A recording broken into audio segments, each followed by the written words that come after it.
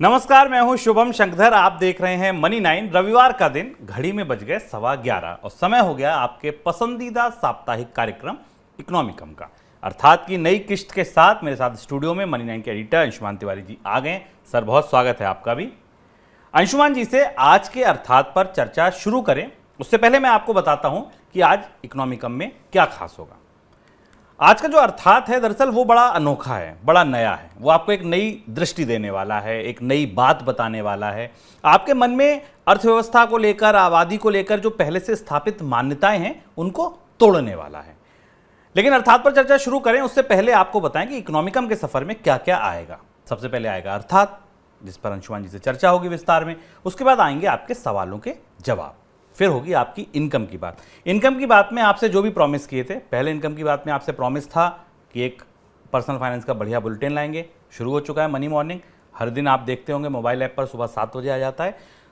दूसरे हफ्ते में आपसे प्रॉमिस था कि एक मनी 9 की हेल्पलाइन आएगी। वो हेल्पलाइन भी आ चुकी है। आप अपने सवाल मनी 9 की हेल्पलाइन में पूछ सकते हैं। आपकी इनकम की बात इस हफ्ते भी काफ़ी खास है, अंशुमान जी से पूछेंगे। चलते चलते आपको किस्सों के सिक्के की झलक दिखाएंगे और एक खास किताब के बारे में अंशुमान जी से जानेंगे जो वो पढ़ रहे हैं या हाल में पढ़कर उन्होंने खत्म की और हमें रिकमेंड करना चाहते हैं कि आप लोग भी पढ़िए। बिना वक्त गवाए शुरू करते हैं आज का अर्थात। अब पहले आप एक सवाल का जवाब दीजिए। आप जब भी अर्थव्यवस्था के बारे में सोचते हैं या इसमें होने वाले बदलावों के बारे में सोचते हैं तो आपके दिमाग में एकाएक कौन सी चीज़ें आती हैं? आपके दिमाग में आते होंगे अर्थव्यवस्था, शेयर बाजार आता होगा, मंदी आती होगी, मांग आती होगी, बैंक आते होंगे, कारोबार आते होंगे, यही सब आता होगा। लेकिन आप आज के अर्थात को सुनिए जो आपको ये बता रहा है कि अर्थव्यवस्था को बदलने के लिए अगर सबसे इंपॉर्टेंट चीज़ कोई है तो वो है आप, वो हूँ मैं, वो है हम सब, ये आबादी, ये जनसंख्या। निश्चित तौर पर आप अचरज में पड़ गए होंगे। कोई नहीं, आप अर्थात की इस चर्चा में शामिल होइए और समझिए जनसंख्या के इस अर्थशास्त्र को। सर, जनसंख्या इतनी महत्वपूर्ण कैसे? शुभम, ये चर्चा इसलिए क्योंकि हम लोग जब आबादी पर हमेशा भारत में चर्चाएं करते हैं तो भारत में आबादी की चर्चाओं में अगर मैं मार्केटिंग की भाषा का शब्द इस्तेमाल करूं तो टॉप ऑफ द माइंड या हमारे जो मुखाग्र पर जो विषय रहता वो बढ़ती आबादी रहता। आबादी बहुत बढ़ी हुई है भारत में। हमेशा ये स्वाभाविक चिंताओं का विषय है कि आबादी बहुत बड़ी है, आबादी बढ़ रही है और उसके लायक हमारे पास संसाधन नहीं। दुनिया में सारी आबादी की चर्चाएं लगभग हमारे आसपास, हमारे इर्द गिर्द इसी के आसपास केंद्रित रहती हैं। लेकिन हम इसे दूसरे तरफ से आपको आबादी जनसंख्या को देखने के बिल्कुल अनोखे, नए, ताज़ा, बिल्कुल फ्रेश नज़रिए से परिचित करा रहे हैं, जैसे समझना भारत के लिए भी और दुनिया के लिए ज़रूरी और दुनिया उसे समझ भी रही है। हम अक्सर पूछते हैं अगर आप थोड़ा इतिहास में पीछे जाएं, वर्तमान में जाएं, कि अर्थव्यवस्था को हमेशा के लिए कौन बदल देता है? आप कहेंगे मंदियाँ बदल देती हैं। ठीक है, दुनिया में 15-16 बड़ी मंदियों का जिक्र है हाल फिलहाल के, और कुछ पुरानी जो मंदियाँ आई थी 16वीं-17वीं शताब्दी में, तो उन्हें मिला लिया जाए तो 15-16 बड़े इकोनॉमिक रिसेशंस आए हैं।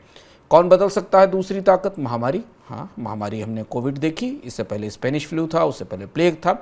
बड़ी महामारियाँ आई हैं, उन महामारियों ने बदला है क्या? वो ये बदल देती हैं अर्थव्यवस्था को? नहीं। युद्ध बदल सकते हैं? आप कहेंगे तो नहीं, तो फिर तीसरी ताकत युद्ध है। हाँ, युद्ध तो 16वीं-17वीं सदी से पहले तो युद्ध के अलावा कोई दूसरा काम ही नहीं होता था दुनिया में। 2 बड़े युद्ध तो हमने उन 20वीं सदी में ही देखे। उन 2 युद्धों ने अर्थव्यवस्था को प्रभावित किया, पर क्या अर्थव्यवस्था को बदल दिया? नहीं। उसके बाद कुछ चीज़ें और भी बेहतर आई। आप कहेंगे राजनीति बदल सकती है, राजनीति भी एक फैक्टर है। लेकिन अगर आप इतिहास के कालक्रम में 300-400 साल के इतिहास का एक कैप्सूल अपने सामने खोलें और उसे 10 मिनट के वीडियो में देख जाएं 100 साल के इतिहास में, तो आपको लगेगा कि मंदी, महामारी, युद्ध, राजनीति, ये सब वक्त के चादर की सलवटें जैसी हैं। हवा आती है और वक्त की चादर हिल जाती है, उस तरीके की सलवटें। अर्थव्यवस्थाएं बदलते हैं लोग, कुछ नहीं, बहुत से लोग। अर्थव्यवस्थाओं में निर्णायक और स्थायी बदलाव आते हैं जनसंख्या की ताकत से, आबादी की ताकत से। और यहाँ से जब आप इस दृष्टि से दुनिया के आर्थिक इतिहास को करीब से पढ़ने की कोशिश करते हैं और वर्तमान को देखने की कोशिश करते हैं तो आपको ये पता चलता है कि दुनिया की अर्थव्यवस्था तो दरअसल संतानों का अर्थशास्त्र है, लोगों का, आबादी का अर्थशास्त्र है। ये अर्थशास्त्र जब करवट लेता है तो फिर समय बदल जाता है। तब समय बदल जाता, युग नहीं बदलते, युगों को बदलते हमने देखा है, पर समय का चक्र तब बदलता है जब संतानों का अर्थशास्त्र या आबादी का अर्थशास्त्र करवट लेता है, क्योंकि ये ऐसे बदलाव हैं जो सदियों में आते हैं और फिर सदियों तक असर करते हैं, सदियों तक चीजें बदल देते हैं। दुनिया ऐसे ही एक महासंक्रमण की दहलीज पर है, बिल्कुल उसी समय हम खड़े हैं जब इसकी बात कर रहे हैं, वो महासंक्रमण शुरू हो चुका है, उसकी घंटियां बज रही हैं। लेकिन इसे समझने के लिए हमको थोड़ा सा पीछे जाना पड़ेगा, तब हम इसका संदर्भ और समझ पाएंगे कि हम किस संक्रमण की बात कर रहे हैं। तो कल्पना कीजिए किसी टाइम मशीन की, आप एक टाइम मशीन में बैठिए, बैक टू फ्यूचर जैसी फिल्म जैसी किसी टाइम मशीन में, और चल दीजिए 300 साल पीछे के सफ़र पर। आप यहाँ से 300 साल के पीछे के सफ़र पर कोई ऐसी टाइम मशीन में चलिए। आप यहाँ से चलिए 21वीं सदी से 18वीं सदी की तरफ। इस यात्रा में सबसे पहले आपको दिखेगा यूरोप का बदलता हुआ नक्शा। 30 साल तक युद्ध लड़ते हुए यूरोप के एक दूसरे देश, 30 साल लंबा युद्ध, जिसे 30 ईयर्स ऑफ वार कहा गया था। एक दूसरे को मारते सैनिक, मारना मरना, युद्ध लड़ना, सिर्फ यही एक काम, और इसी पर चलती पूरी अर्थव्यवस्थाएं। इसके बाद फिर यूरोप के देशों के बीच वेस्टफीलिया की संधि, एक संधि होती है, और उसके बाद यूरोप का नक्शा बदल जाता है, पूरा नक्शा, राज्यों की सीमाएं खिंच जाती हैं, और यूरोप का एक नक्शा जो अगले कुछ सालों तक, अगले कुछ दशकों तक स्थिर रहता है। इसी साम्राज्य में अगर आप वहाँ से टाइम मशीन का पहिया घुमा देंगे या उसकी डायरेक्शन चेंज कर देंगे और पूर्व की तरफ चले जाएंगे, तो इन्हीं 300 साल में आपको चीन में 2 साम्राज्यों का पतन दिखाई देगा, एक मिंग और क्विंग। ये 2 बड़े साम्राज्य थे चीन के, जिनका पतन ही 300 साल में दिखाई देगा। इसी 300 साल में आपको नेपोलियन लड़ते मिल जाएंगे। अगर आप हवा से ऊपर उड़ रहे होंगे तो नेपोलियन की सेना कहीं लड़ती हुई दिखेगी। आपको यहीं फ्रांस की क्रांति मिलेगी, यहीं आपको यूरोप की औद्योगिक क्रांति मिलेगी, जिसने दुनिया को बदल दिया। इसी दौर में भारत में मुगलों का पराभव मिलेगा। भारत से कारोबार के लिए, भारत और अमेरिका से कारोबार के लिए ब्रिटेन, पुर्तगाल, स्पेन और डच देशों की जो कॉलोनियलिस्ट थे, औपनिवेशिक ताकतें थीं, इनके बीच ज़बरदस्त जंग इसी 300 साल में मिलेगी। फिर आपको दिखेगा अमेरिका और भारत में गुलामी से आज़ादी का संघर्ष, पहले अमेरिका में और फिर भारत में गुलामी से आज़ादी का संघर्ष। इसी में आपको मिल जाएगा लाखों लोगों की जान लेने वाला स्पेनिश फ्लू, इसी में आपको मिलेगी महामंदी, और इसी में मिलेंगे आपको 2 महायुद्ध। ये 300 साल का टाइम मशीन का सफ़र है। लेकिन अगर आप इस पूरे इतिहास, क्योंकि इतिहास का घटना चक्र बहुत बड़ा है, इस घटना चक्र से जब आप थोड़ा सा नज़र आगे हटाएं और लोगों के चेहरे देखना शुरू करें जो आपको उस समय दिखेंगे 18वीं सदी में, 19वीं सदी में और 20वीं सदी में, तो आपको पता चलेगा कि लोगों के लिए, आम लोगों के लिए, आबादी के लिए शायद दुनिया का सबसे बुरा दौर था, सबसे बुरा युग था। सिर्फ गुलामी, सिर्फ बर्बरता, सिर्फ खून खच्चर, सिर्फ बदहाली, गरीबी, वो दौर था जब दुनिया में औसत आयु केवल 27 साल थी। बहुत मुश्किल से व्यक्ति 27 साल जी पाते थे। प्रजनन दर या फर्टिलिटी रेट बहुत ऊंची थी, क्योंकि आबादी की ज़रूरत थी सेना में लड़ने के लिए। एक महिला करीब 6 बच्चों को जन्म देती थी, लेकिन इनमें से अधिकांश बचते नहीं थे, क्योंकि कोई चिकित्सा नहीं होती थी। आबादी की वृद्धि दर केवल 0.5% थी, मुश्किल 0.5% की आबादी की वृद्धि दर थी। 17वीं 18वीं पूरी सदी और 19वीं सदी का भी एक बड़ा हिस्सा ऊंची जन्मदर, बड़ी संख्या में युवा आबादी, बदतर जीवन स्तर और ऊंची मृत्यु दर के बीच बीत गया। अगर आप ये पूरा इतिहास उठाकर देखें तो ये करीब 250 साल का वक्त सिर्फ ज़्यादा युवा आबादी थी, पर मृत्यु दर ऊंची थी, ज़्यादा बच्चे पैदा करने में बीत गया। फिर आपको मिलेगी 19वीं सदी की शुरुआत। आप उसे औद्योगिक क्रांति से भी जोड़ सकते हैं। 19वीं सदी की शुरुआत से ज़िंदगी थोड़ा बदलने लगी, थोड़ी सी बेहतर होने लगी। यूरोप में मृत्यु दर घटने लगी, जन्म दर भी कम हुई। यहाँ से दुनिया में एक बड़ा डेमोग्राफिक ट्रांसफॉर्मेशन, जिसको हम कहते हैं, जनसंख्या का एक बड़ा संक्रमण आया। और इस संक्रमण ने अगले 100 साल में दुनिया वास्तव में बदल दी। वो बिल्कुल दुनिया, जिस दुनिया में हम आज जी रहे हैं, ये दुनिया 18वीं और 19वीं सदी की दुनिया से बिल्कुल अलग हो गई, और वो सिर्फ इस एक संक्रमण के कारण हो गई। सर, 19वीं शताब्दी तक ये बात हो गई, सदी तक। 20वीं सदी की शुरुआत से आपको लगा कि एक बड़ा बदलाव, जैसी दहलीज पे हम अभी खड़े हैं, ऐसी दहलीज शायद 20वीं सदी की शुरुआत? हाँ, वही। तो जब हम वहाँ पहुँचते हैं तो हमें दिखाई देता है कि आबादी बढ़ने की रफ्तार धीमे धीमे तेज हो रही थी। जीवन प्रत्याशा दर बढ़ने लगी थी, लोगों की ज़िंदगी जीने की आयु बढ़ने लगी थी। ये बात 20वीं सदी के मध्य से आई, और 21वीं सदी तक आते आते दुनिया की आबादी 1800 की तुलना में, सन 1800 की तुलना में, यानी 19वीं सदी की तुलना में 6 गुना बढ़ गई। मतलब वो दौर जो 100 साल पहले, जहां अधिकांश लोग जीवित नहीं रह पाते थे, बच्चों की मृत्यु दर इतनी अधिक थी, 6 बच्चे औसत जन्म लेते थे एक महिला से, लेकिन मृत्यु दर लेकिन जीवन लोग आबादी की दर बढ़ी है। चार्ट में आप सामने देखिए 1700 से और 2100 के बीच का आंकड़ा देखिए, इसमें 20 का प्रोजेक्टेड रेट है, लेकिन आप इस समय 2000 से 2050 के बीच में है। लाइफ एक्सपेक्टेंसी 27 साल से बढ़कर 2022-23 में अब 70 साल के आसपास है। फर्टिलिटी रेट में तेज गिरावट है, 6 से नीचे गिरकर 7 पे आ गई। पॉपुलेशन के साइज की ग्रोथ देखें शुभम, 1900 के बाद जनसंख्या का आकार ऑलमोस्ट 6 गुना हो जाता है इस आंकड़े में, अगर आप देखें 1900 से बढ़ते हुए। ये आंकड़े में बताते हैं कि बच्चों की तुलना में बुजुर्गों का अनुपात 3 गुना बढ़ा, और यहाँ से चूँकि युवा आबादी लंबे समय तक जीवित रहती थी तो बुढ़ापा आने लगा, क्योंकि 18वीं और 19वीं सदी के दौर में तो बुजुर्ग दिखते नहीं थे, क्योंकि युवा आबादी युद्धों में जाकर ख़त्म हो जाती थी। एक महत्वपूर्ण बदलाव जो हमें 21वीं सदी की शुरुआत में दिखा वो ये था, 20वीं सदी के अंत से 21वीं सदी की शुरुआत के बीच में दिखा कि करीब 100 साल पहले महिलाएं अपने युवा जीवन का करीब 70% हिस्सा, बहुत बड़ा ट्रांसफॉर्मेशन है। कैसे ट्रांसफॉर्मेशन होता है अर्थव्यवस्था में, और ट्रांसफॉर्मेशन कैसे दिखते हैं हमको इसी एक आंकड़े से समझ में आएगा कि 100 साल पहले तक महिलाएं अपने युवा जीवन का 70% हिस्सा बच्चों को जन्म देने और पालने में गुजार देती थी। 21वीं सदी की शुरुआत में केवल 14% रह गया, यानी उनके पास काम करने के लिए, कमाने के लिए, खर्च करने के लिए समय बचने लगा, और यहीं से महिलाओं का लेबर फोर्स में, श्रम आबादी में काम करने की प्रक्रिया में प्रवेश होता है। यही वो दौर था जिस दौर ने संतानों के अर्थशास्त्र ने पूरी दुनिया की अर्थव्यवस्थाओं को बिल्कुल बदल दिया। हम ये अब समझ पाते हैं जब हम पीछे से पलट कर देखते हैं, क्योंकि अर्थव्यवस्था के घटनाक्रम रोज होते हैं, बजट हर साल आता है, शेयर बाजारों में रोज उतार चढ़ाव होते हैं, और हम उन घटनाओं में फंसकर उन बड़े बदलावों को पकड़ने से चूक जाते हैं। अमेरिका में 2 बड़े पॉपुलेशन ट्रांसफॉर्मेशन इसी दौरान आए पिछले 100 साल में। 1940 से 1964 के बीच जो लोग जन्मे थे उनको बेबी बूमर्स कहा गया। इन बेबी बूमर्स ने अमेरिका को 30 साल की सबसे तेज विकास दर दी। जो 1940 से 1964 के बीच जन्मे थे, रोनाल्ड रीगन ने तब उसी समय कहा था कि अमेरिकी अर्थव्यवस्था को अब दुनिया में कोई नहीं रोक सकता। इनकी जो कंजम्पशन पावर थी, इनकी जो बारोइंग पावर थी, इनके जो नॉलेज थे, इंटेलेक्ट थे, उन्होंने अमेरिकी अर्थव्यवस्था को दुनिया की सबसे तेज और सबसे बड़ी अर्थव्यवस्था में बदल दिया। वो अमेरिका जो दूसरे विश्व युद्ध तक उतनी बड़ी अर्थव्यवस्था नहीं था। 2000 में बिल क्लिंटन ने इसी को ये कहा था कि अमेरिका की नई इकॉनमी है, जिस न्यू इकॉनमी की बात हम आज टेक्नोलॉजी के संदर्भ में करते हैं। इन बेबी बूमर्स के पास अमेरिका की 70% कमाई थी, खर्च योग्य आय या डिस्पोजेबल इनकम थी, और इन्होंने अमेरिकी अर्थव्यवस्था की तस्वीर बदल दी। अमेरिका को एक दूसरे और जनसंख्या संक्रमण का लाभ 2000 में मिला, जिन्हें मिलेनियल्स कहा गया, जो सहस्त्राब्दी के साथ आगे आए थे। हालांकि ये मिलेनियल्स थोड़े दुर्भाग्यशाली थे। ये उस वक्त अर्थव्यवस्था में आए, उस वक्त ये कमाने और उपभोग करने की उम्र में आए जब ऑलमोस्ट 2008 की रिसेशन शुरू हो चुकी थी, बैंकों का मेल्टडाउन शुरू हो चुका था।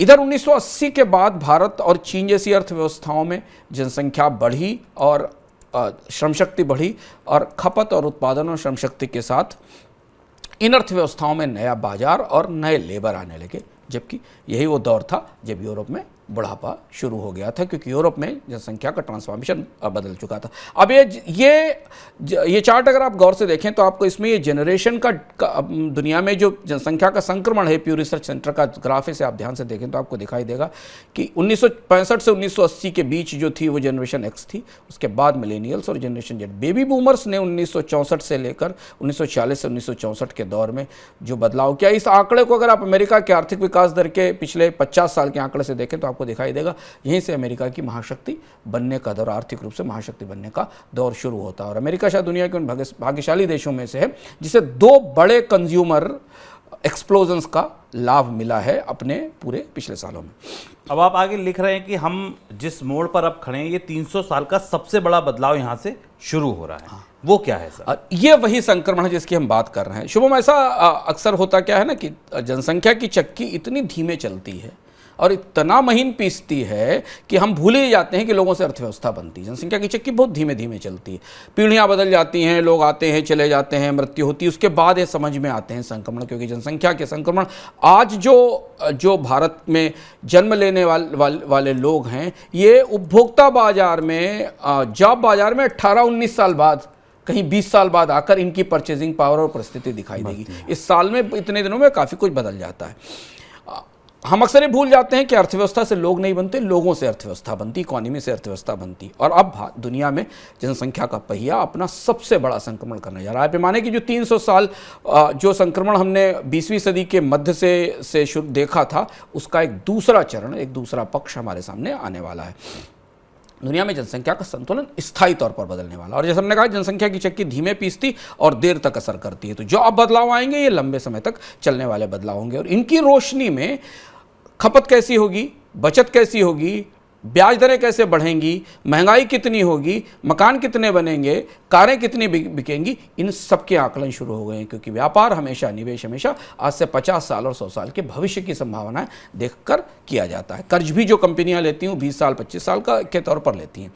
अब अगले 10 साल में, 20 साल में, अगले वाले दशक में दुनिया को चाहे जो राजनीति बर्दाश्त करनी पड़े, चाहे जितने भी युद्ध हों, चाहे पुतिन लड़ें या दुनिया में कुछ भी हो, लेकिन विज्ञान तकनीक के कोई भी शिखर हों, कोई आपको मार्स पे ले जाकर बसा दे और दुनिया में विज्ञान की कोई भी क्रांति हो जाए, जनसंख्या का ये परिवर्तन नहीं रुकेगा।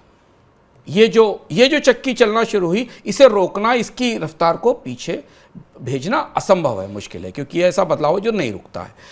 जनसंख्या का ये परिवर्तन 3 बड़ी चीज़ें हमारे सामने लेकर आएगा और इसे हम भीतर इसमें समझने की कोशिश करेंगे।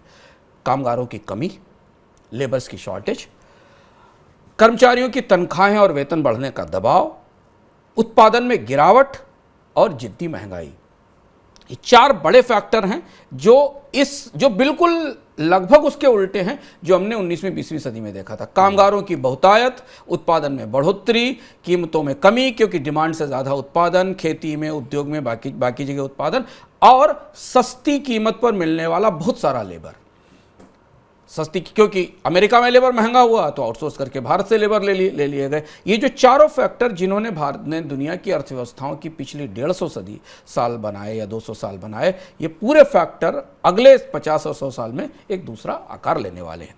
अब आप ये कहें कि आप चौंक जाएंगे ये बात सुनकर, क्योंकि अर्थव्यवस्था के बारे में हमारी जो भी समझ है उसको ये सारी गणित उलट पुलट कर देती है। क्योंकि हम तो ये देखते हैं कि अगली तिमाही में आर्थिक विकास दर क्या होने वाली है, अगले साल भारतीय अर्थव्यवस्था, कब तक भारत की अर्थव्यवस्था $5 ट्रिलियन की अर्थव्यवस्था बनेगी। हम इस तरीके के चीज़ों पर ध्यान देते हैं। लेकिन आबादी के संक्रमण और अर्थव्यवस्था के बहुत करीबी और बहुत गहरे रिश्ते हैं। ये रिश्ते राजनीति से, कला से, संस्कृति से, विज्ञान से, फिल्म से भी ज़्यादा बड़े और गहरे रिश्ते हैं। और इसे अब पढ़ने की कोशिश की जा रही है। महामारी के बीच, युद्ध के बीच दुनिया के विशेषज्ञ जानने की कोशिश कर रहे हैं कि आबादी में जो नया संक्रमण शुरू हुआ है उसके बाद अगले 50 साल की और 60 साल की अर्थव्यवस्थाएं कैसी होने वाली है।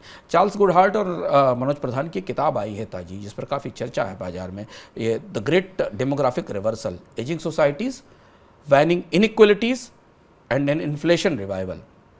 इसमें संक्रमण को, ये जो संक्रमण हो रहा है, इसे मैप करने की, समझने की कोशिश की गई। ये प्रयास लगभग कोविड से पहले 15 साल से 5-6-7 साल पहले से शुरू हुआ था, समझने के लिए कि जो पॉपुलेशन का अगला शिफ्ट पूरी दुनिया में आएगा, वो शिफ्ट दुनिया की अर्थव्यवस्थाओं को कैसे प्रभावित करेगा।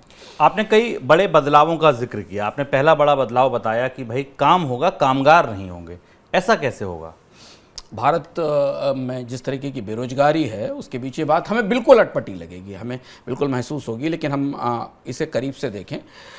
लेकिन भारत में, और भारत भी उस अर्थव्यवस्था का बदलाव का हिस्सा, पर दुनिया की अर्थव्यवस्थाओं में कई जगह बदलाव दिखने लगा है। दुनिया की आबादी में ये जो नई करवट है, इसे करीब से समझा जा रहा है। 1950 के बाद दुनिया में, जैसा हम लोगों ने पीछे चर्चा की शुभम, 1950 के बाद दुनिया में 3 धीमे और बहुत बड़े बदलाव हुए। जनसंख्या के बदलाव धीमे होते पर बहुत बड़े बदलाव हुए। 1950 के बाद दुनिया में प्रजनन दर यानी फर्टिलिटी रेट बीते शताब्दी की तुलना में करीब आधी रह गई, 2.7% हो गई। वो चार्ट हमने जो पहले दिखाया था आपको, वो चार्ट हम दोबारा देख सकते हैं यहाँ पर, जिसमें हमने पॉपुलेशन की ग्रोथ रेट और फर्टिलिटी की ग्रोथ रेट को देखा था। इस चार्ट को अगर आप गौर से देखें तो आपको दिखाई देगा कि वो आधी रह गई दुनिया में फर्टिलिटी। इस चार्ट को हम थोड़ी देर रोकें तो हमें और बेहतर ढंग से समझ में आएगा। यानी ज़िंदगी लंबी हुई, 2000 तक 50 साल में दुनिया की आबादी दोगुनी हो गई। क्योंकि ज़िंदगी लोग ज़्यादा जीवन जीने लगे, जीवन प्रत्याशा दर या लाइफ एक्सपेक्टेंसी बेहतर हुई, तो इस बदलाव ने दुनिया में जो लेबर फोर्स थी, अब यहाँ पॉपुलेशन का रेशियो देखें जो लास्ट के 2 कॉलम में आपको दिखाई देता है, 15 साल से नीचे की और 15 से 65 साल के ऊपर की पॉपुलेशन का रेशियो देखें, यहाँ से आपको दिखाई देगा कि दुनिया में जो वर्किंग एज पॉपुलेशन थी उसका एक्सप्लोजन हुआ, उसका विस्फोट हो गया। काम करने वाले हाथ और काम करने वाले लोग बहुत तेजी से आए।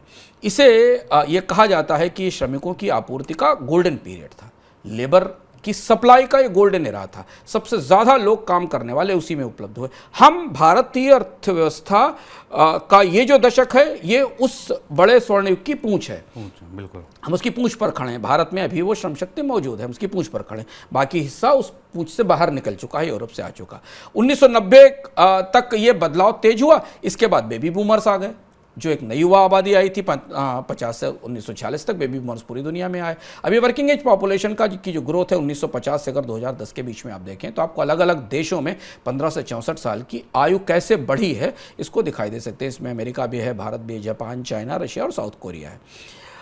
1991 से 2018 तक, शुभम, सरप्राइजिंग बात है जो हम लोगों ने मार्क नहीं की, और मार्क की तो हमें उस तरह से तथ्यों से दिखाई नहीं दी। विकसित अर्थव्यवस्थाओं में, डेवलप्ड इकोनॉमीज में, और वो डेवलप्ड क्यों हुई उसकी वजह ये थी कि वहाँ जो लेबर की सप्लाई थी वो दोगुनी हो गई, डबल हो गई। वो लेबर, उनके देश में बेबी बूमर्स और मिलेनियल्स भी आए थे, और इसके अलावा दुनिया के अन्य देशों में जहाँ उन्होंने फैक्ट्रीज लगाई थी, निवेश किया था, वहाँ से जो लेबर फोर्स का फायदा उन्हें मिला था। ये वो दौर था जब काम तो बहुतों को मिला लेकिन वेतन नहीं बढ़े, क्योंकि हर काम के पीछे 5 लोग खड़े हुए थे, ज़्यादा लोग खड़े थे, इसलिए कंपनियों को अपनी लागत कम करने का मौका मिला। और यही वो दौर था जब कंपनियों के रिकॉर्ड मुनाफे हुए और महंगाई को कम रखने में भी मदद मिली। भारत की एशिया की अर्थव्यवस्थाओं ने भी इस संक्रमण का पूरा लाभ लिया, क्योंकि यहाँ भी आबादी का संक्रमण शुरू हो चुका था, उत्पादन बढ़ा और हमने 28 साल तक दुनिया में कोई बड़ी महंगाई नहीं देखी।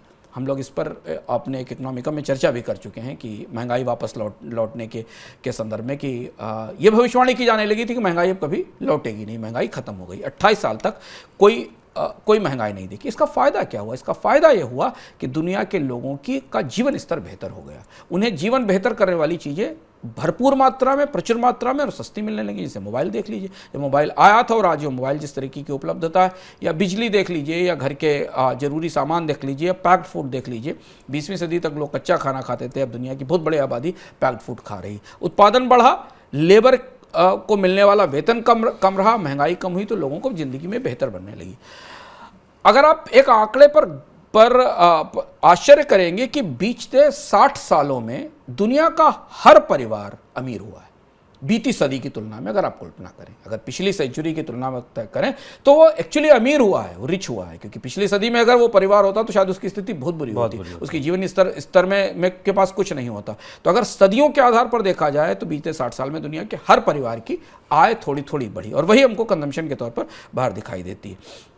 यही वो दौर था जब छोटे परिवार रखना कमाई की गारंटी था। कम छोटा परिवार रखिए, बेहतर जिंदगी जीने की कोशिश करिए और लंबे समय तक काम करिए। ये थ्योरी थी जिस थ्योरी पर यूरोप चला और बाद में दुनिया के देशों ने अपनाया। तो इससे वजह क्या हुई कि हाउस होल्ड की इनकम में बढ़ोतरी हुई, यानी लोगों की आय, तो परिवारों की आय बढ़ी, लेकिन ये जो वृद्धि दर थी पूरी दुनिया में इनकम बढ़ने की, वो असमान थी। एक छोटी सी आबादी की इनकम सबसे ज़्यादा बढ़ी, और हमने ये देखा कि यही वो दौर था जिस दौर में महंगाई कम थी, जिस दौर में उत्पादन बढ़ा था, जिस दौर में बाजार में श्रमिकों की, लेबर की सप्लाई सबसे ज़्यादा थी। वही दौर ऐसा भी था जब दुनिया में आय की असमानता सबसे ज़्यादा बढ़ी, इनकम इनइक्वालिटी का सबसे बड़ा दौर था। अब पूरा परिदृश्य बदलने वाला है, एक नई दुनिया हमारे सामने दिखाई दे रही है, जिसको हम एक ग्राफ के जरिए समझ सकते हैं। इस ग्राफ को गौर से देखिए। ये ग्राफ हमें 2016 से और 2050 तक का अंक का परिदृश्य दिखाता है। दुनिया में वर्किंग एज पॉपुलेशन 15 से 64 साल के बीच की कितनी तेजी से ढलान पर जाएगी। आज हम जहां 2022 में खड़े हैं, ज़्यादातर अर्थव्यवस्थाओं में कार्यशील आबादी की संख्या गिरना शुरू हुई है। अगले 5-10 सालों में दुनिया में ज़्यादातर देशों में जो वर्किंग एज पॉपुलेशन 15 से 64 साल की आयु गिरती चली जाएगी। जापान, कोरिया, जर्मनी, रूस, चीन, इटली और फ्रांस में बुढ़ापा आ चुका है, घिर रहा है बड़ी आबादी में। चीन में 1990 से 2000, उदाहरण के तौर पर बता रहा हूँ, आंकड़े के तौर पर एब्सोल्यूट, चीन ने 1990 से 2015 के बीच 29 करोड़ लोग वर्किंग एज लेबर मार्केट में जोड़े, चीन का और दुनिया के लेबर मार्केट में। अब 2050 तक 22 करोड़ लोग बाहर हो जाएंगे लेबर मार्केट से। 29 करोड़ लोग जोड़े गए थे, 22 करोड़ लोग चीन के बाजार से बाहर हो जाएंगे, इनकी उम्र काम करने लायक नहीं रहेगी। और इसीलिए चीन की सरकार को अपनी जनसंख्या की नीति बदलनी पड़ी और कहा गया कि जनसंख्या पे जो रोक लगाई गई थी वृद्धि को, उसे रोका जाए। अब इसका असर हमारे सामने धीमी विकास दर के तौर पर सामने आएगा, क्योंकि उत्पादन घटेगा और श्रमिकों की कमी भी होगी। जब आयु एजिंग में जाती है तो खपत भी कम होती है, क्योंकि लोगों की खपत कम होती है। इसलिए दुनिया में माना जा रहा है कि बहुत तेज विकास दर के दिन अब चले गए। दुनिया की अर्थव्यवस्थाओं को 3 से 4% पूरे ग्लोब की अर्थव्यवस्था 2 से 3% और भारत जैसी अर्थव्यवस्थाओं को 6 से 8% के बीच की ग्रोथ हासिल करनी पड़ेगी। संयोग की बात है, जब इसको रिकॉर्ड कर रहे हैं तो आज भारत के आर्थिक सलाहकार का बयान भी छपा है कि भारतीय अर्थव्यवस्था ने मीडियम टर्म में 5.5 से 6%, 6 से 7% की आर्थिक विकास दर का अंदाज किया है। हम वही देश हैं जो 3 साल पहले, 4 साल पहले डबल डिजिट की बात करते थे, 9 से 10%, 12% की बात करते थे। और चीन में भी बहुत तेज आर्थिक विकास दर में गिरावट 2016 के बाद आई। डबल डिजिट से एकदम चीन की आर्थिक विकास दर सिंगल डिजिट पर आई, 6.5-7% पर, और अब तो हम कोविड के बाद उसमें और तेज गिरावट देख रहे हैं। यूरोप में तो अर्थव्यवस्थाओं की विकास दर कई जगह 2% से भी नीचे रहेगी, क्योंकि जो श्रम बाजार का, लेबर बाजार का चेहरा है वो पूरी तरह बदलने वाला है। और यही संक्रमण दुनिया में ग्लोबलाइजेशन की रफ्तार को भी धीमा करेगा। यहाँ राजनीति हमारे सामने आकर खड़ी हो जाती है। क्योंकि श्रमिकों की आपूर्ति सीमित है, प्रवासी श्रमिकों को रोजगार देना होगा, तब आप अपने यहाँ काम करा सकेंगे। माइग्रेंट लेबर बुलाना होगा। दुनिया के एक हिस्से में थोड़ी युवा आबादी ज़्यादा होगी, दूसरे हिस्से में आबादी काम करने लायक नहीं होगी। यह माइग्रेशन की पॉलिटिक्स दुनिया के भविष्य की सबसे बड़ी राजनीति होने वाली है। यानी 2 ही विकल्प हैं, या तो ब्रेग्जिट जैसा विकल्प है जिसके कारण ब्रिटेन में पूरी राजनीति बदल गई और कहा गया कि प्रवासी श्रमिक आ रहे हैं और वो रोजगार हासिल कर रहे हैं और ब्रिटेन को यूरोपियन यूनियन से आगे बढ़ना पड़ा। तो या तो दुनिया के देशों को अपने यहाँ निवेश करके उन सामानों का उत्पादन शुरू करना पड़ेगा जो वो दूसरी जगह से बनवाते थे, या दूसरी जगह से लेबर लाकर उनका उत्पादन करके उनकी नई क्षमता बनानी होगी। और दोनों में से कुछ भी हो, काम होगा लेकिन कामगार नहीं होंगे, ये स्थिति सामने आएगी। सर, दूसरा बड़ा बदलाव, एक बड़ा बदलाव समझ में आ गया है, पूरा जनसंख्या जैसे आपने समझाया कि भाई ठीक है, कामगार नहीं होंगे, काम होगा। अभी मौजूदा स्थिति में ये बात थोड़ी सी उलटबासी लगती है, उल्टी लगती है।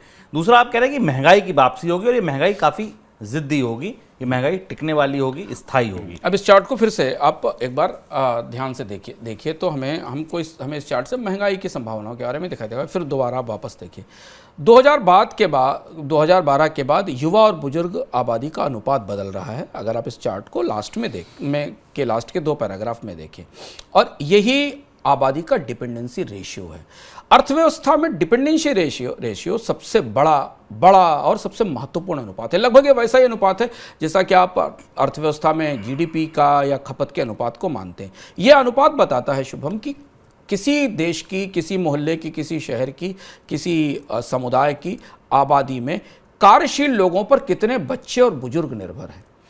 या तो 64 साल से ऊपर या 15 साल से नीचे। ये 2 लोग प्रोडक्टिव नहीं है, इनका उत्पादन में कोई योगदान नहीं। इन्हें कमाकर खिलाने वाली आबादी 15 साल से 64 साल के, 60 साल के बीच की है। यही आबादी उत्पादन करती है, 15 से 64 साल की आबादी, और यही खपत भी करती है, यही कंज्यूम करती है। ये बच्चों के बदले भी कंज्यूम करती है, क्योंकि उनकी खपत की ज़रूरतें पूरी करती है और अपने बुजुर्गों की खपत की ज़रूरतें पूरी करती है। और यही आबादी, सबसे महत्वपूर्ण बात है कि यही आबादी बचत भी करती है, क्योंकि यही निवेश, बचत, इनके पास जो सरप्लस है वो बचत के तौर पर जाती है। इस अनुपात में अगर बढ़ोतरी हो तो अर्थव्यवस्था के लिए बुरी खबर है, और इस अनुपात में अगर गिरावट हो तो अर्थव्यवस्था के लिए अच्छी खबर है। हमने 1950 से पहले तक यह अनुपात संतुलित देखा था। युवा आबादी बड़ी थी, बुजुर्ग आबादी कम थी, बच्चों की आबादी भी कम थी, और ये आबादी खपत कर रही थी, कमा रही थी और बचा रही थी। वही पैसा हमें बाजार में डिमांड के तौर पर सर्कुलेट होता दिखाई दे रहा था। बाद के 2 दशकों में इसमें धीरे धीरे बढ़ोतरी होने लगी। 1990 के बाद से डिपेंडेंसी रेशियो पूरी दुनिया में बुरी तरह बदल गया, और कई जगह बहुत तेजी से बदला, कुछ जगह अब बदलना शुरू हुआ है। कार्यशील आबादी घटने लगी, जिसको हमने पिछले चार्ट में देखा है, आपने देखा। जबकि उन पर निर्भर लोगों की संख्या लगातार बढ़ने लगी, क्योंकि बुजुर्ग लोग लोगों की आबादी बढ़ी जो कि युवा आबादी पर निर्भर थे। 1990 के बाद ये बड़ा टर्निंग पॉइंट था। 1990 के बाद 1991-92 के करीब की बात होगी, जब पहली बार हमें आंकड़े में पता चला कि दुनिया के बाजार में श्रमिकों की जो कार्यशील औसत आयु थी वो स्थिर हो गई, स्टेबल हो गई। अब उसमें बढ़ोतरी नहीं हो रही थी, लेकिन उसके बाद के वर्षों में इसमें तेज गिरावट आई। ये चार्ट अगर आप करीब से देखें तो आपको दिखाई देगा कि जो प्राइम लेबर फोर्स की स्टैंडर्ड एज थी वो तेजी से गिरी, और उसी के साथ जो वर्क फोर्स थी उसमें बुजुर्ग लोगों का पार्टिसिपेशन 2008 के बाद तेजी से बढ़ा, पूरी दुनिया में बढ़ने लगा। और यही वो मौका था जहां से सारी बड़ी अर्थव्यवस्थाओं में, भारत जैसी अर्थव्यवस्था में थोड़ा लेट आया, हमने ये बदलाव अभी देखा, सारी बड़ी अर्थव्यवस्थाओं में पॉपुलेशन का डिपेंडेंसी रेशियो बढ़ना शुरू हो गया। आबादी का डिपेंडेंसी रेशियो, ये आंकड़े अगर आप देखें तो आपको दिखाई देगा, डिपेंडेंसी रेशियो यूरोपियन यूनियन का, यूनाइटेड स्टेट्स का। आबादी का डिपेंडेंसी रेशियो शुभम महंगाई का सबसे ज़रूरी फैक्टर है, सबसे ज़रूरी फैक्टर है महंगाई को समझने के लिए। 1870 से 2016 के बीच दुनिया के 22 देशों में महंगाई और जनसंख्या के रिश्तों पर एक बेहद दिलचस्प अध्ययन हुआ 1870 से लेकर 2016 के बीच में, कि महंगाई और जनसंख्या का जो ढांचा है उस देश का, उसके बीच में क्या रिश्ता है। और यह बताता है कि जैसे जैसे कार्यशील आबादी कम होने लगती है, वेतन बढ़ने का दबाव बनता है, क्योंकि आपको ज़्यादा लेबर चाहिए और उस लेबर को ज़्यादा पैसा चाहिए, ज़्यादा सैलरी देनी पड़ेगी। और जब खपत करने वाली आबादी उत्पादन करने वाली आबादी से ज़्यादा हो जाती है, यानी बुजुर्ग लोग ज़्यादा आ जाते हैं और उत्पादन करने वाले लोग ज़्यादा हो जाते हैं, केवल उपभोग करते हैं, और उस आबादी के लिए उत्पादन पर ज़्यादा पैसा खर्च करना पड़ता, तो महंगाई के तौर पर हमारे सामने आता है। तो उत्पादन की लागत भी बढ़ती है, और उत्पादन की लागत पूरी दुनिया में बढ़ती है, उसका असर हमें महंगाई के तौर पर सामने आता है। तो जैसे जैसे आबादी में आयु का संतुलन बदलेगा, खपत गिरती है, और प्रोड्यूसर्स को कम बिक्री पर भी ज़्यादा कीमत वसूलने का मौका मिलता है। इसका उदाहरण आप आज भारत की मौजूदा परिस्थिति में देख सकते हैं। कारें नहीं बिक रही हैं, बाइक्स नहीं बिक रही हैं, सामान नहीं बिक रहा है, मांग टूटने के बाद भी कीमतें बढ़ाई जा रही हैं। ये बाजार का एक फिनोमेना है, और ये फिनोमेना हमें तब दिखाई देता है जब खपत करने वाले हाथ, उत्पादन करने वाले हाथ कम हों और खपत करने वाले हाथ ज़्यादा हों। ये समझ आ गया सर कि आबादी का ये जो संतुलन है, या जो आबादी में ये बड़े बदलाव आएंगे, ये महंगाई क्यों लाएंगे और कामगारों की कमी क्यों होगी। इसके अलावा भी क्या जनसंख्या की वजह से लंबी अवधि में कुछ बड़े बदलाव, कुछ स्थायी बदलाव हमें देखने को मिलेंगे? 5-6 बड़ी चीज़ें और हमें समझना ज़रूरी है भारत की अर्थव्यवस्था की दृष्टि से, और लोगों की दृष्टि से भी, जिनको अपने भविष्य की योजनाएं बनानी है, निवेश की योजनाएं बनानी है, रोजगार की योजनाएं बनानी है। लंबी अवधि में कुछ बड़े बदलाव हमें आने वाले समय में दिखाई देंगे। हमने फिर कहा जनसंख्या की चक्की बहुत धीमे चलती है, बहुत धीमा पीसती है, इसलिए इसके असर बहुत लंबे समय में दिखाई देते हैं। वो असर नहीं जिनको कि आप कल से अर्थव्यवस्था में देखना शुरू कर देंगे। महंगाई बढ़ने के साथ खपत में कमी होती है, उपभोग में भी कमी होती है, क्योंकि जो बुजुर्ग आबादी है उसकी खपत कम होती है। इसका सबसे बड़ा असर ये होगा कि अब विकास दर के बल्लियों उछलने के, डबल डिजिट में जाने के दिन पूरे हो गए, और जब विकास दर 2-3% यूरोप में और एशिया की उभरती अर्थव्यवस्थाओं में 6-6.5-7% के आसपास रहेगी, तो मांग भी कम रहेगी। और इसके आसपास जितना पहिया चलता है रोजगार का, वेतन का, मांग का, वो उसको अपनी अपनी धुरी, अपनी अपनी गतियाँ बदलनी पड़ेंगी, क्योंकि जो बड़ी मशीन है वो बड़ी मशीन अब सुस्त पड़ रही है। दूसरी जो सबसे बड़ी चुनौती आने वाली है कि जो बुजुर्ग आबादी है वो अपनी पुरानी बचतों पर जिएगी। उसकी जो पुरानी बचतें हैं पेंशन के तौर पर या बाकी जगह, नई बचतें नहीं होंगी। इसलिए जो नया निवेश आएगा अब इसके बाद वो पूरी तरह कर्ज पर निर्भर होगा, क्योंकि और इसके लिए हम फिर आपको रेफर करेंगे कि पिछली बार हमने इकोनॉमिकम में इस पर बात की थी कि भारत की बचत दर गिरने की बड़ी वजह क्या है। तो अब जो नया निवेश आएगा उसे लोगों की बचत नहीं मिलेगी, उसके लिए रुपए छापने पड़ेंगे, करेंसी छापनी पड़ेगी, डॉलर छापना पड़ेगा, कर्ज से ही उसकी फिनांसिंग होगी, डेट से ही उसकी फिनांसिंग होगी। और महंगाई के बीच ये परिस्थिति ब्याज दरों को बराबर ऊंचा रखेगी, क्योंकि मनी सप्लाई ऊंची रखने का मतलब है कि आप महंगाई को बढ़ा कर रखेंगे। तो अगर आप दौर ध्यान से देखें तो 1995, 96, 97 के दौर में भारत में जीडीपी की 30%, 35% के आसपास बचत दर थी। आज हम घटकर 16-17% पर आ गए। तो जब बचत दर गिरती हैं, बैंकों के पास निवेश के लिए बचतें नहीं होती हैं, तो उन्हें कर्ज के जरिए इकोनॉमी को फिनांस करना पड़ता है। ये महंगाई की ताकत बढ़ाने वाला साबित हो सकता है। निवेश में कमी होने की संभावना कम है। यहाँ एक दूसरा पहलू है, निवेश में कमी नहीं होगी, क्योंकि कर्ज महंगा होने के बाद कर्ज महंगा होने के बाद भी इन्वेस्टमेंट की रेट कम नहीं होगी। उसकी वजह यह है कि आबादी का संतुलन बदलने के बाद उन क्षेत्रों में ज़्यादा निवेश होगा जहां नई आबादी को, जो बुजुर्ग आबादी को जिसकी मदद चाहिए, उसमें हेल्थ केयर है, उसमें हाउसिंग है। यह माना जा रहा है कि पूरी दुनिया में अगले 1 दशक में मकानों पर सबसे ज़्यादा खर्च करना पड़ेगा, कि जो रिटायर होती हुई बुजुर्ग आबादी उसको रहने के लिए कहाँ रखा जाएगा, उसे रहने के, उसके आवास की ज़रूरतों पर निवेश करना होगा। प्रधान और गुडहार्ट की जो किताब है वो ये बताती है कि पूरी दुनिया में हाउसिंग की मांग बढ़ेगी, लेकिन इसके लिए कर्ज में भी इजाफा होता जाएगा, कर्ज आधारित हाउसिंग बढ़ती जाएगी। कर्ज इसलिए भी महंगा रहेगा, एक और इसका बड़ा पहलू है जो महंगाई की ताकत बढ़ाएगा। इसलिए महंगा होगा कि अब दुनिया की सारी सरकारों के बजट अगले 5 साल में जो वेलफेयर का पूरा स्ट्रक्चर है उसे बदलकर दूसरी दिशा में चले जाएंगे। अभी तक जो सरकारें शिक्षा पर, जो सरकारें सड़कें बनाने पर खर्च कर रही थी, उन्हें एक बड़ा पैसा बुजुर्गों के कल्याण पर खर्च करना होगा, क्योंकि ये वो बड़ा वोटर बैंक है, वो बड़ा वोट बैंक होगा जो बुजुर्ग लोग हैं। उन्हें पेंशन देना, उन्हें स्वास्थ्य देना, उनके लिए शहर की सुविधाएं बेहतर करना।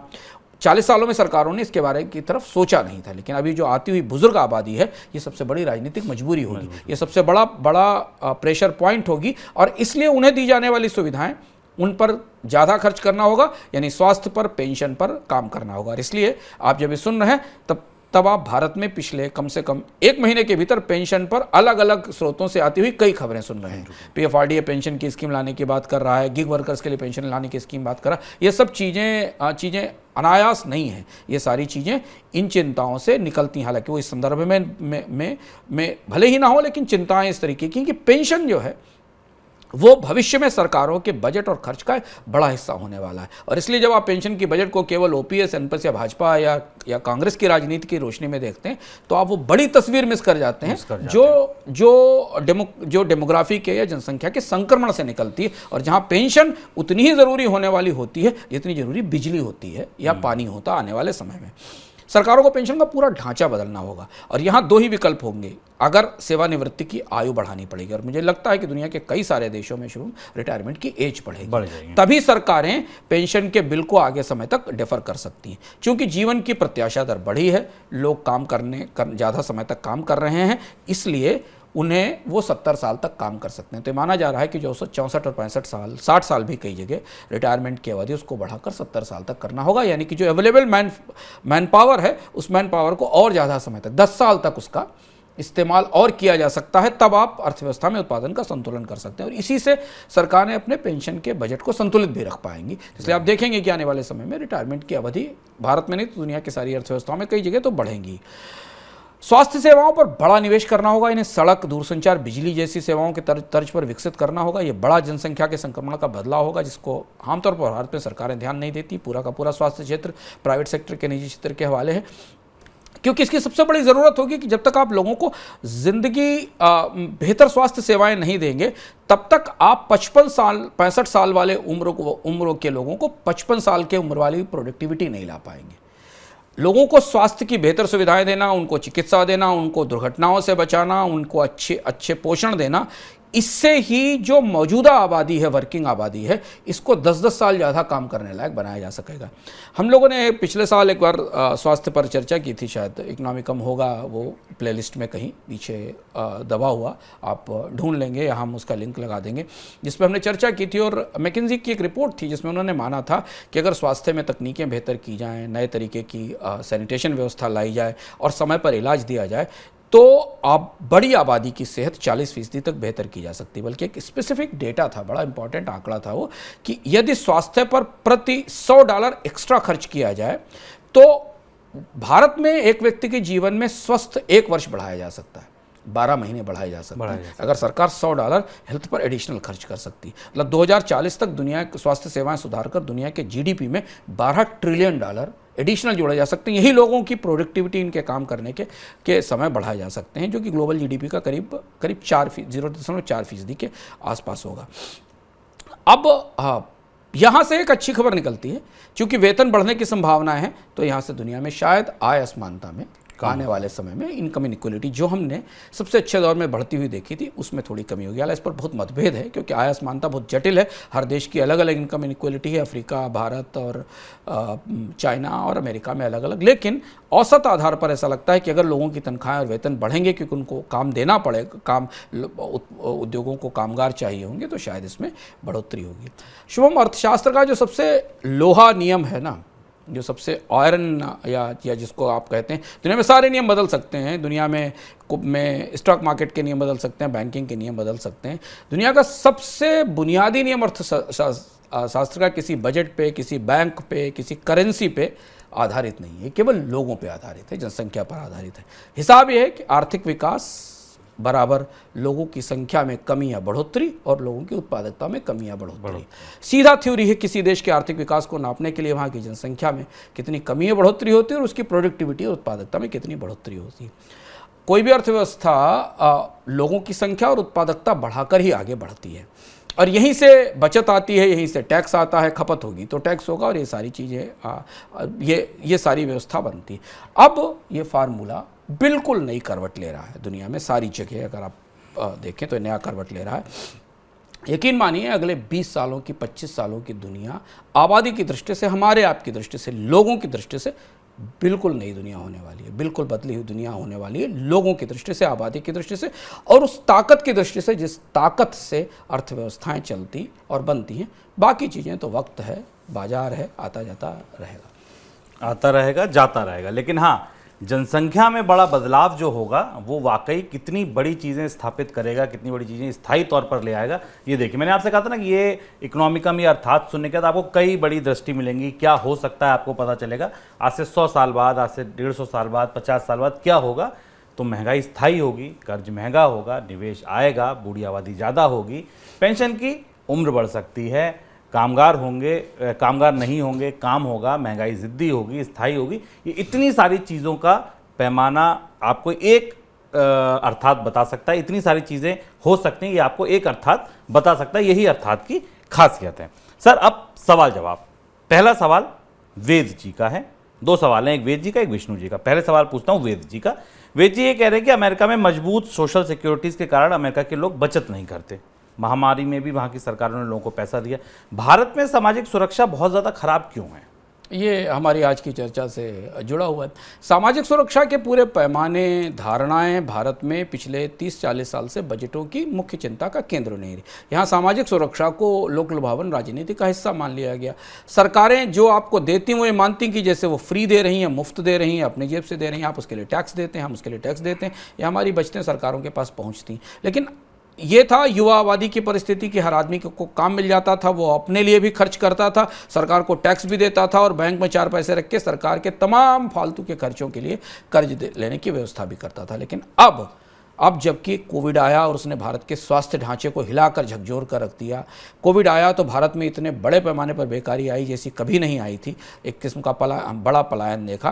तो अब सामाजिक सुरक्षा की चर्चाएं बदलेंगी और बजट में अब इसमें बड़े ढांचागत बदलाव होने ज़रूरी हैं। जो भी वित्त मंत्री आएँ अभी या आगे, उन्हें देखना पड़ेगा कि बजटों में कौन से खर्च लोगों की ज़िंदगी को आसान सहज करते हैं और उनके हाथ में पैसा रखते हैं।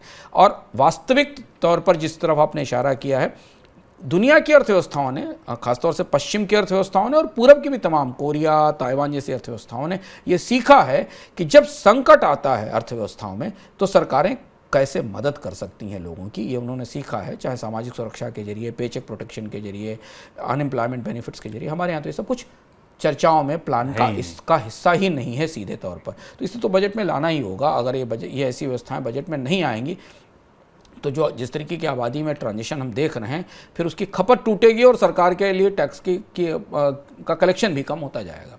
सर, अगला सवाल विष्णु जी का। वो कह रहे हैं कि अगर परमाणु ऊर्जा बिजली उत्पादन में सफल होती है तो ये सोलर, कोल, गैस बाजार को कैसे प्रभावित करेगी? क्या ये सब बहुत सस्ते हो जाएंगे?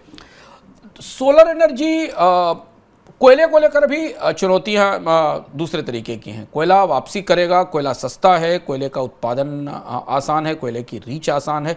परमाणु ऊर्जा में जब तक ये नई तकनीक नहीं आती, जिस पर हमने पिछले अपने इकोनॉमिक में बात की थी, जिसको हम फ्यूज़न टेक्निक कहते हैं, हाँ, इसके आने के बाद फिर दुनिया का ऊर्जा अर्थशास्त्र एकदम बदल जाएगा, क्योंकि उसके बाद फिर आपको शायद बहुत सारे ऊर्जा के संसाधनों की, कार्बन स्रोतों की ज़रूरत नहीं पड़ेगी। लेकिन जब तक ये नहीं आता, इसका कमर्शियल उत्पादन नहीं होता, तब तक तो दुनिया परमाणु ऊर्जा यूरेनियम प्लूटोनियम से ही बनाएगी और वहीं से निकाल कर लाएगी। हालांकि उसकी भी लागत कॉस्ट बहुत कम है, परमाणु ऊर्जा की कॉस्ट दुनिया में बहुत कम है, पर उसके अपने रिस्क हैं। लेकिन अगर परमाणु ऊर्जा में निवेश आने वाले समय में बढ़ा, तो आप मान के चलिए कि विंड एनर्जी और सोलर एनर्जी में निवेश में कमी होगी, क्योंकि जिस स्केल पर दुनिया को एनर्जी चाहिए आने वाले समय में, शुभम, अगर आप इलेक्ट्रिक व्हीकल की तुलना करें तो इलेक्ट्रिक व्हीकल की तो सारी चर्चाएं सब्सिडी और कारों की डिज़ाइन तक सीमित रहती हैं। उसके लिए इलेक्ट्रिक नेटवर्क भी तो चाहिए, बिल्कुल ऐसा इलेक्ट्रिक नेटवर्क चाहिए जो आपकी गाड़ी को लगातार चार्ज कर सके, और वो उस तरह से ही बनाया जाए जैसे कि पेट्रोल पंप बने हुए होते हैं। तो उस नेटवर्क के लिए आपको high quality regular uninterrupted power भी चाहिए, और उस पावर के पीछे आपको बिजली घर चाहिए जो बिजली बना सके और वो बिजली पहुंचा सके। तो अंततः तो बिजली चाहिए, अंततः तो पावर चाहिए। तो पावर के लिए तो कोयला, और कोयला के बाद दूसरा बड़ा स्रोत जो है वो गैस है, और गैस के बाद शायद न्यूक्लियर एनर्जी अब वापसी करेगी। ये थे सवाल जवाब आपके। अब बात इनकम की। सर, इनकम के खाने में आज क्या खास? इनकम के खाने में हम मनी 9 में आपके लिए लगातार नई चीज़ें लेकर आ रहे हैं। शुभम ने आपको शुरुआत में बताया कि हमने पिछले हफ्ते हेल्पलाइन पर चर्चा की थी। हेल्पलाइन शुरू हो चुकी है, आप उस हेल्पलाइन पर जाइए और प्रतिदिन आपको आपके जुड़े हुए एक विषय का और प्रत्यक्ष और स्पष्ट सवालों के जवाब मिलेंगे विशेषज्ञ के जरिए।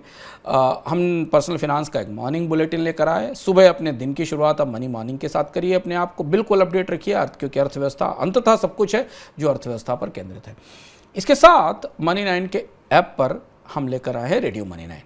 रेडियो मनी 9 बिल्कुल दूसरे तरीके के कंटेंट और सामग्री के साथ आ रहा है। हम इसके बारे में अगले इकोनॉमिकम में आपको कुछ और ख़ास बताएंगे। लेकिन अगर आपने मनी 9 का ऐप डाउनलोड नहीं किया तो तत्काल डाउनलोड करिए और उस पर जाकर सुनिए एक शो जिसका नाम है सर जो तेरा चकराए। आपका सर जिन चीज़ों से चकरा जाता है, जिन खबरों को सुनकर, वो हैं क्या, उनके बारे में उस शो में आपको पता चलेगा। एक छोटी सी झलक दिखाता हूं आपको रेडियो मनी 9 की, फिर आगे बढ़ते हैं। सर जो तेरा चकराए या दिल डूबा जाए, सर जो तेरा चकराए।